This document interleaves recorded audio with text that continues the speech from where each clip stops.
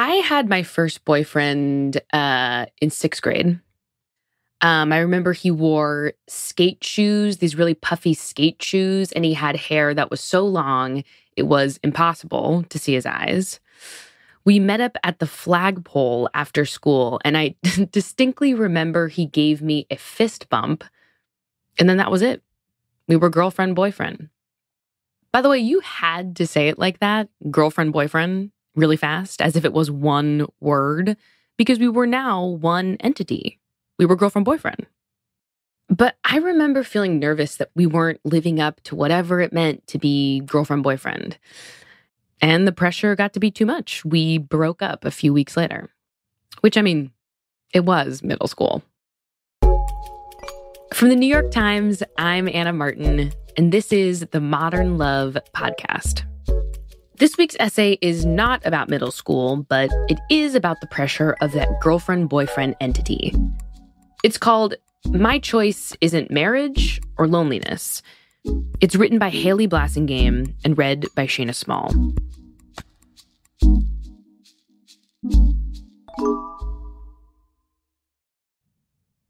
I broke up with my boyfriend of 5 years during quarantine. I sent him an email with the subject line, "My terms," and proceeded to outline why I wanted to be single. In an effort to impose order on my decision, I included subheadings like, "Why I need this," "What this change means for you," and "What we'll say to the outside world," followed by a trail of bullet points. Under the subheading, "What this doesn't mean," I wrote that I don't love you anymore. We were 3 months into the pandemic, and most of us couldn't fathom the devastation to come. By then, though, we could begin to see our loneliness stretching into the future with no endpoint. And here I was, alone and equally desperate for connection, breaking up with my boyfriend of 5 years, even though nothing between us had broken. For months afterward, I struggled to understand why. I had to look back on flashpoints throughout the relationship to see that my singleness was inevitable. I was simply finding the words to explain it to myself. I had met Malcolm my freshman year of college at a luncheon for honors students. He was wearing a blue plaid button-down, and his voice was a startling baritone. Everyone compared him to Barack Obama. He was similarly warm, what some might call magnetic. He seemed like a reasonable person to trust with your life or your love. My friend and I had been talking idly about starting a dating service on campus. I walked up to him and asked if he wanted to be our first client. He laughed. "Okay, sure." I pulled out my phone. "First, I have to take your picture so girls can know what you look like." The picture came out awkward and blurry. Still, I sent it to my mother, giddy about the cute guy with the deep voice who looked like Obama. After the luncheon, he and I circled each other for 2 years, until one night I called to see if he wanted to hang out. What followed was a relationship plucked from romantic folklore. He sent me flowers with handwritten letters and arranged for my favorite ice cream to be delivered to my hotel room while I was at a conference in New York. After 4 months, he followed me to France, where I was studying abroad my junior year. That's where our relationship became official. "I guess we should get together or something," I said. He said, "We're kind of already together, aren't we?" "I know, but I should probably be your girlfriend, right?" "Okay." Our exchange felt like a conversation between 2 third graders in the playground. I understood that I was supposed to care about this milestone. He was my first boyfriend. Yet when I grasped for the significance of it, I came up empty. When he left France several weeks before I did, I was surprised to feel relieved. I longed not to be alone, not to be without love, but for freedom and autonomy. Since we had gotten together, I had felt our identities weaving into a beautiful quilt, and I didn't see how to disentangle myself without alienating the man I loved. I was somebody without him, I knew this, but others didn't seem to. Even when I was by myself, people always asked me about him, dropping me into a future of marriage, children, and muted desires that I had not signed up for. I wanted my identity back. I wanted to unravel. As soon as I got back, I suggested an open relationship, something I had wanted from the beginning. I saw it as a step toward establishing myself as a romantic and sexual entity outside of my relationship.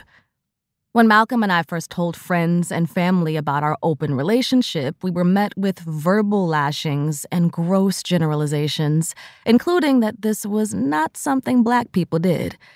Much later, I realized they viewed our arrangement as a personal attack on an institution they wanted to believe in. The following year, after leaving college in Atlanta, we moved 2,000 miles apart. Malcolm home to California, me home to D.C., with no plans of either of us moving to be with the other anytime soon. We saw each other several times a year. By the time the pandemic hit, we had been long distance for 3 years, and I saw no problem with it. Many times, I thought I had a classic fear of commitment, but I knew it was more complicated. I was resisting something greater than our individual relationship, and my resistance was political. A day before I sent Malcolm the email saying I wanted to break up, I came across a term online: solo polyamory. It described a person who was romantically involved with many people, but is not necessarily seeking a committed relationship with anyone. What makes this different from casual dating is that they're not looking for a partner, and the relationship isn't expected to escalate to long-term commitments like marriage or children. The relationship isn't seen as wasted time or lacking significance because it doesn't lead to marriage. For once, in the vast literature on love, I felt seen.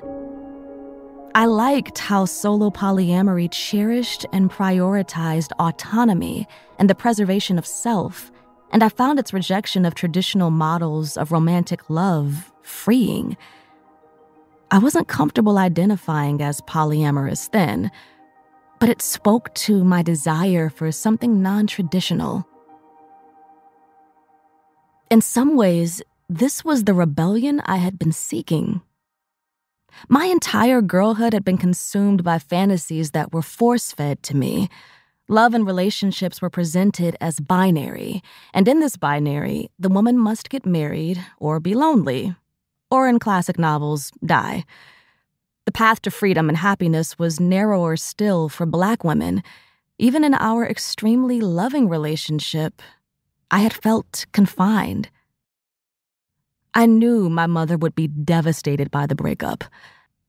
A divorcee of 20-plus years, she often warned against ending up like her, a woman untethered to a man. I waited nearly 6 months to tell her. When I did, she said, "What if he finds someone else?" "He could have found someone else when we were together," I said, puzzled. But relationships do give the illusion that we exist in a bubble with another person, insulated from the rest of the world. That's part of what makes them feel so intimate. After I sent Malcolm my breakup email, he and I spoke on the phone. "I have to be honest," he said. "I was a little sad when I read it." "Why?" I asked. "It just seemed more final in an email." "You know, we can change the terms whenever we want," I said. "I know." "You're still my best friend," I said.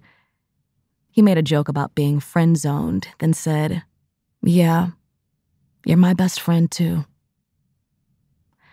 I recently went to an online discussion about polyamory. All the faces in the chat were Black. "You have to own your choice," one guy said. "You have to remember you choose this for a reason." I thought of my choice to be single and not looking, but still very much loving. Shedding the identity of girlfriend has allowed me to experience the expansiveness of love. It has challenged me to stretch the limits of my relationships to see what they can be when relieved of social pressure. As humans, we're always going to reach for certainty, using the few tools we have, and sometimes that tool will be a label like girlfriend. But in a year of crippling loss, canceled trips, and delayed milestones, I have found strange consolation in knowing that nothing in our lives has ever been certain. Despite that, or perhaps because of it, I am just here to enjoy this, whatever this is, for however long it lasts.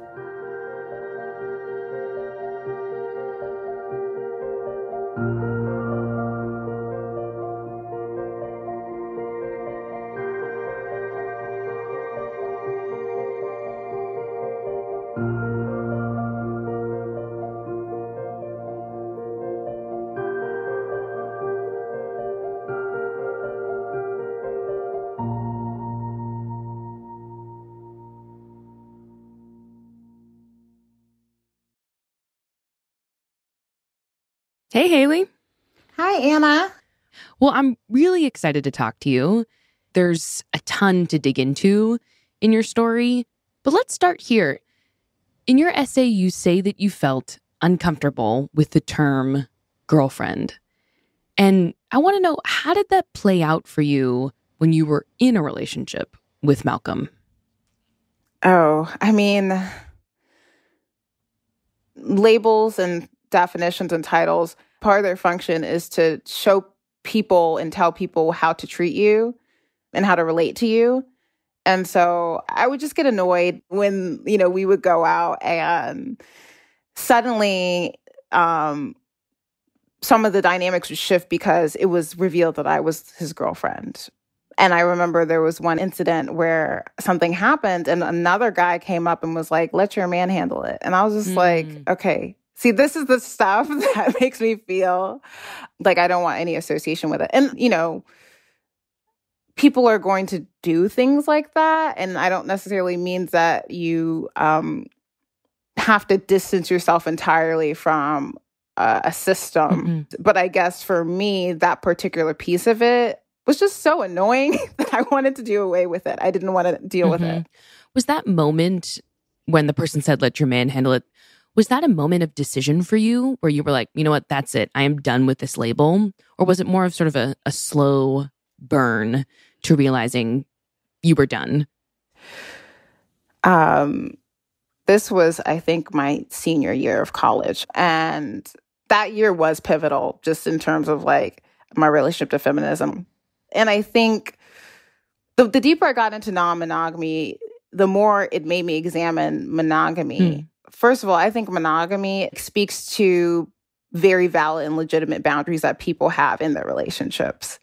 But for me, it was about questioning those boundaries. Like, what are they trying to keep in? What are they trying to keep out? And whether that made sense for the types of relationships I was trying to have.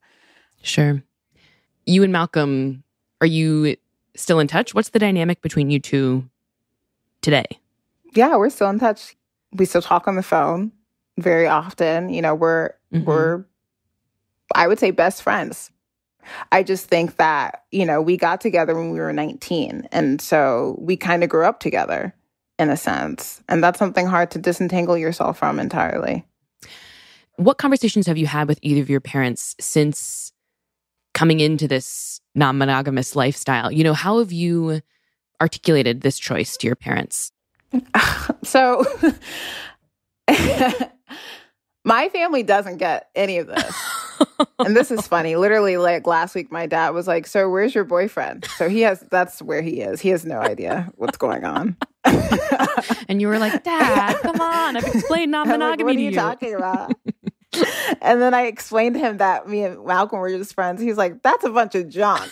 So that's where he's standing. And my mom,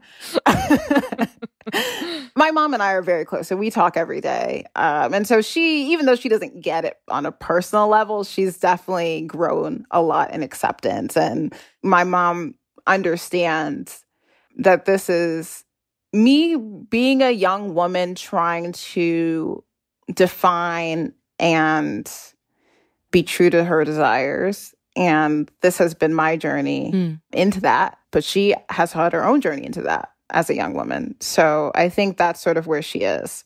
Mm-hmm. Haili, thank you so much for talking to me. I really enjoyed our conversation. Thank you so much, Anna.